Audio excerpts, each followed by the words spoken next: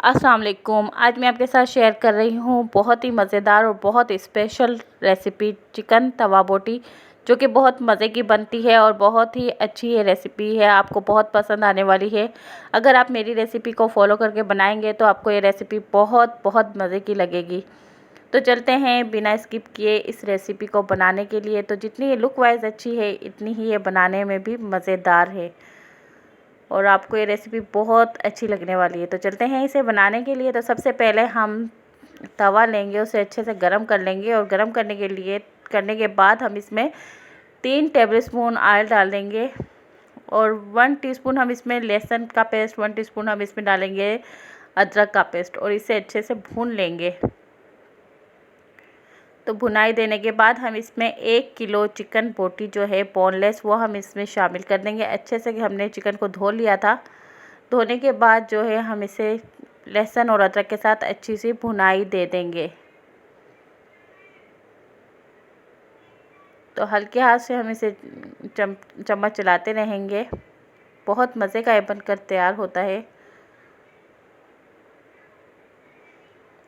तो ये आप देख सकते हैं इसका कलर चिकन का जो है चेंज हो रहा है।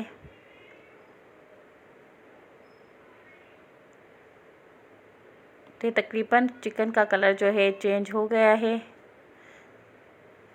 और अब इसमें हम शामिल कर देंगे मसाले। तो सबसे पहले जो हम इसमें शामिल करेंगे 2 टीस्पून हम इसमें सूखा मिर्च पाउडर शामिल कर देंगे और 2 टीस्पून हम इसमें शामिल करेंगे धनिया पाउडर और इसमें हम हस्बे ज़ायका नमक शामिल करेंगे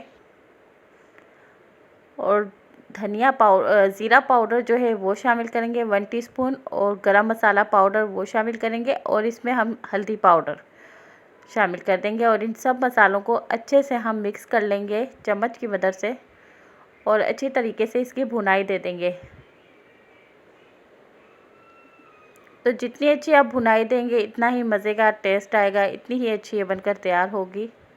तो बहुत एहतियात के साथ हम सब मसालों को मिक्स कर लेंगे।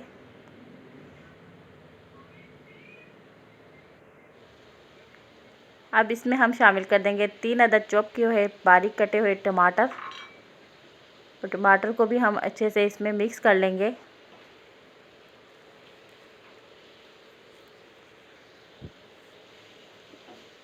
अच्छी तरीके से चम्मच को हिलाते जाएंगे और अच्छे से हम इसके चम्मच से इसको मिक्सिंग करेंगे। टमाटर अच्छी तरह से इसमें गल जाए, जब तक हमने इसी तरह इसको चम्मच चलाते रहना है। अब जो है इसमें हम ढक्कन लगा के 5 मिनट के लिए इसे रख देंगे दम पे और बिल्कुल मीडियम फ्लेम पे हमने इसे बनाना है। तो ये आप देख सकते हैं बिल्कुल मीडियम फ्लेम पे हमने बनाया है। तो टमाटर तकरीबन हमारे गल चुके हैं और हम इनकी अच्छी सी भुनाई दे देंगे। अब इसमें हम शामिल करेंगे हरी मिर्च बारीक कटी हुई 3 अदद मैंने इसमें शामिल की है और बारीक कटा हुआ हरा धनिया और इसे हमने इसमें शामिल कर दिया है और इसको भी हम अच्छे से मिक्स कर लेंगे। अच्छे तरीके से इसको मिक्स कर लेंगे और भुनाई दे देंगे।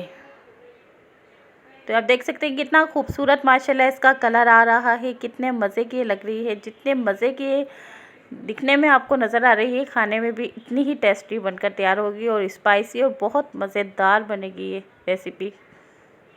इसी दौरान अगर आप चैनल पे नए हैं तो प्लीज़ लाइक और सब्सक्राइब ज़रूर कीजिए। कमेंट में भी ज़रूर बताएं कि आपको ये रेसिपी कैसी लगी।